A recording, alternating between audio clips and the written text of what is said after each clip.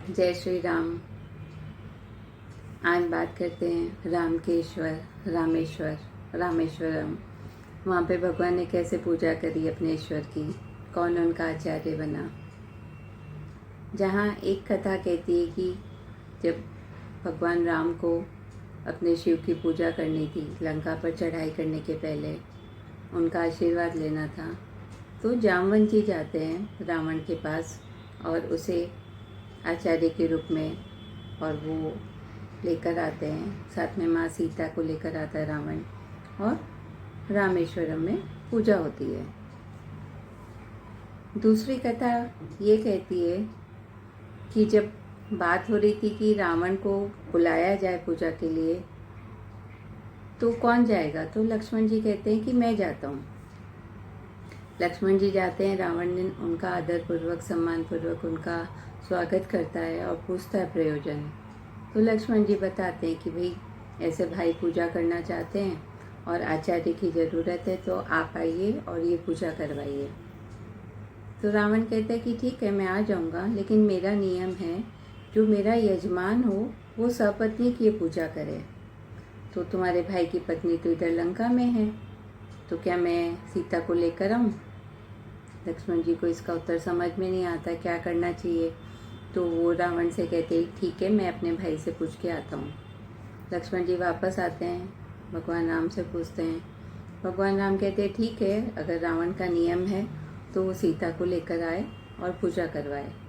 लक्ष्मण जी जब जाते हैं तो रावण उस समय पूजा करने जा रहा होता है। तो रावण कहता है लक्ष्मण जी से कि मैं पूजा कर लूँ मेरे इष्ट की, उसके बाद इस विषय पे बात करता हूँ। तो लक्ष्मण जी भी उसके साथ पूजा घर में जाते हैं साथ में उसके। वहाँ लक्ष्मण जी देखते हैं कि रावण भक्ति भाव से शिव स्तुति, शिव वंदना और जो पूजा करता है, तो लक्ष्मण जी तो मंत्र मुग्ध होकर उसे देखते रह जाते हैं कि इतना शिव भक्त अधार्मिक और अनाचारी कैसे हो सकता है। जब पूजा के बाद बाहर आते हैं तो रावण कहता है कि ठीक है, तुम पूछा है? बोला हाँ, मैं पूछा आया। तो बोला ठीक है, मैं सीता को लेके चलता हूँ, लेकिन तुम मुझे बताओ कि कौन सी सीता को लेके जाना है। अब इस क्वेश्चन का भी आंसर लक्ष्मण जी के पास नहीं होता है। वो फिर कहते हैं कि ठीक है, मैं अपने भाई से पूछ के आता हूँ।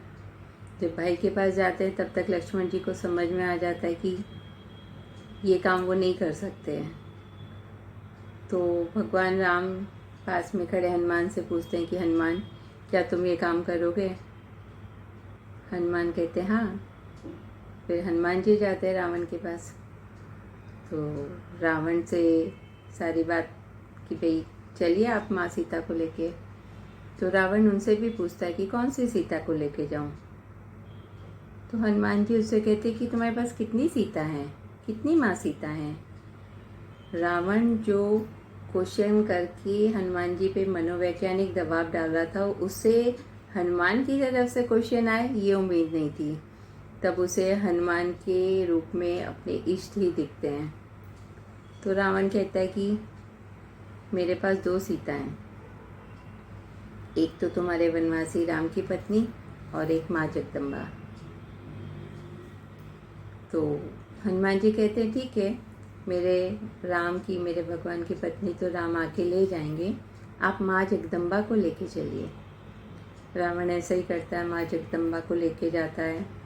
रामेश्वरम में राम के ईश्वर की स्थापना होती है, शिव संकल्प के साथ पूजा अर्चना होती है, और रावण ही भगवान राम को आशीर्वाद देता है कि आपने जो संकल्प से, जो शिव संकल्प से ये पूजा की है, आपकी जो भी इच्छा है वो पूरी हो।